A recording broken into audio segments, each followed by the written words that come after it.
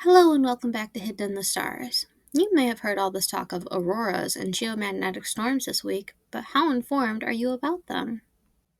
Are you a total astro nerd like me and know which chemicals cause what colors in the sky at different altitudes and pay attention to different readings, apps, and text your aunt so eagerly you smile ear to ear? Do you run outside in your jammies at 2 a.m. to peek at the sky and disrupt all your neighbors sleeping because you unfortunately live in a populated, slightly light polluted area too? Can you also assemble your telescope as quickly as those little kids do those cup stacks or Rubik's Cubes competitions? If you've answered yes to any of those questions, you may be an astro nerd. Welcome to the club. We have cookies. Perhaps instead you know that an aurora is those fancy lights dancing in the sky and that a geomagnetic storm brings them on.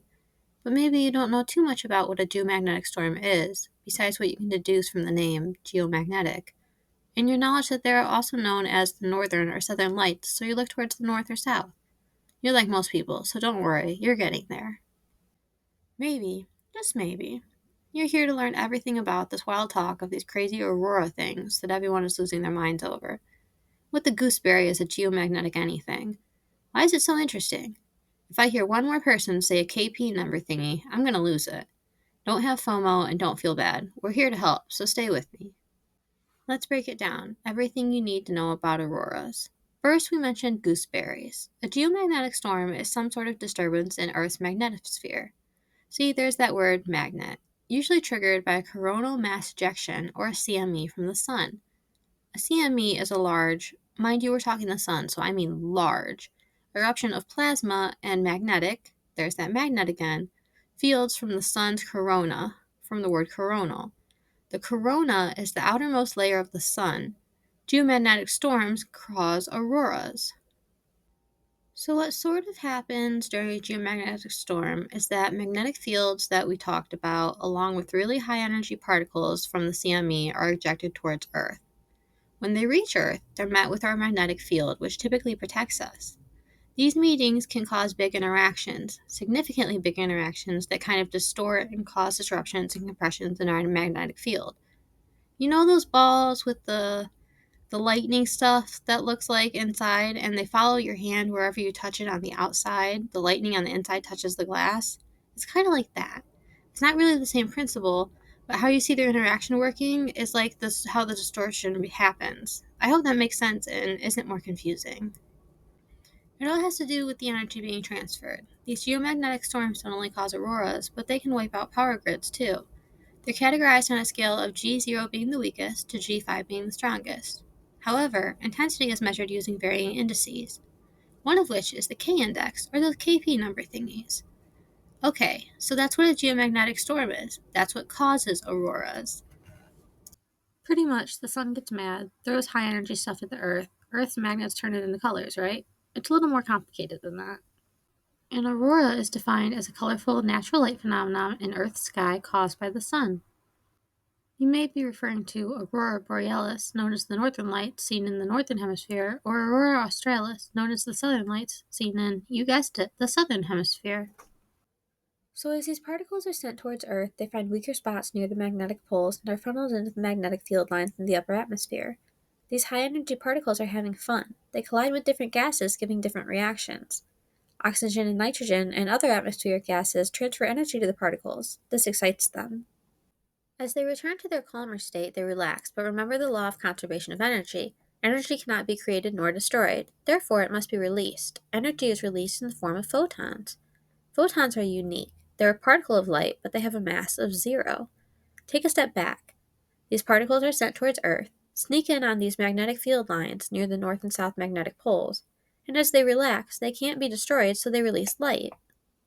The colors of this light vary based on the altitude of the photon being released. The most common color is green. This is at altitudes of around 75 to 110 miles and is typically caused by interactions with nitrogen.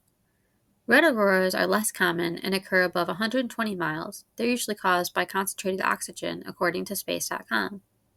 Next less common comes blue and purple auroras. They're at around the same altitude as green auroras and are caused by oxygen and nitrogen interactions with high energy particles. Finally, the rarest are yellow and pink auroras. These result from a mix of red auroras with green or blue and purple ones. It's caused by nitrogen particles and occurs below 60 miles according to NASA. Auroras can take different shapes, from looking like sort of curtains in the sky to arcs, rays, bands, coronas, and some sort of areas that pulsate. Sometimes it's just a shapeless glow. Mostly you'll see arcs, though. Now, the shape of the aurora themselves, like over the north and south magnetic poles, is called auroral ovals. The NOAA says as geomagnetic activity increases, the aurora becomes brighter and more active. The active auroral often splits into multiple arcs and develops waves that seem to propagate along the arcs. That's a direct quote from the NOAA. I think we've covered everything except for that pesky KP index. Oh no, something super complicated is coming up. I can't look. Smithers, do it for me. The KP index is a scale of numbers ranging from 0 to 9 that also measure geomagnetic activity.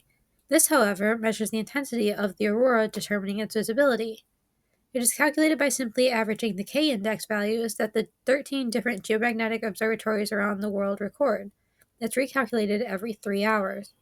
However, and please keep this in mind, this is only a single factor and does not take into mind things like your local weather forecast.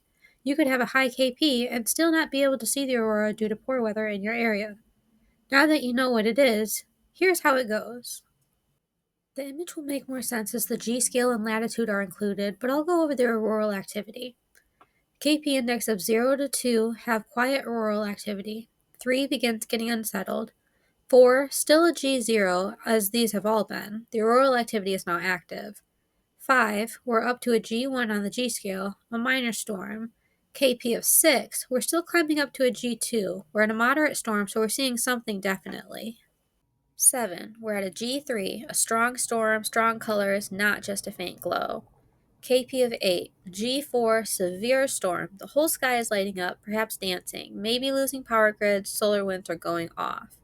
And finally, we get to a KP of 9, at a massive G5, and extreme storm has hit. These are those pictures you see of the sky turned completely different colors. These are Disney's family friendly, no one told me how sad Brother Bear was going to be, but did you see those colors? Lights in the sky type of nights. Oh yeah, it's taken me this long to mention. The best time to view an aurora, sing that in your head to the tune of Striped Sweater, is at night if you didn't already guess. And it's best to get away from any ambient light and light polluted areas like big cities or lit highways if possible. Don't forget to check out your local dark skies area. I've recently found that if you're in the US, at least in my state, I'm not sure if it's all states, you can go on your state website and there's the area where you can look up like campgrounds and RV sites and things to do. There's filters and one is dark skies and like stargazing and viewing areas. What a win. Well, I think that covers everything. If I missed anything or there's something else you'd like to know, please let me know below in the comments. Please remember, we like our comment section charged like a proton, not an electron. All electrons will be sent to the black hole to think about their actions. On that note, thanks for tuning in to this episode on auroras and geomagnetic storms. I hope it helps you to stay a bit more informed or maybe tell someone something new. Join us on our journey through the cosmos. Catch you next time here at Hidden in the Stars.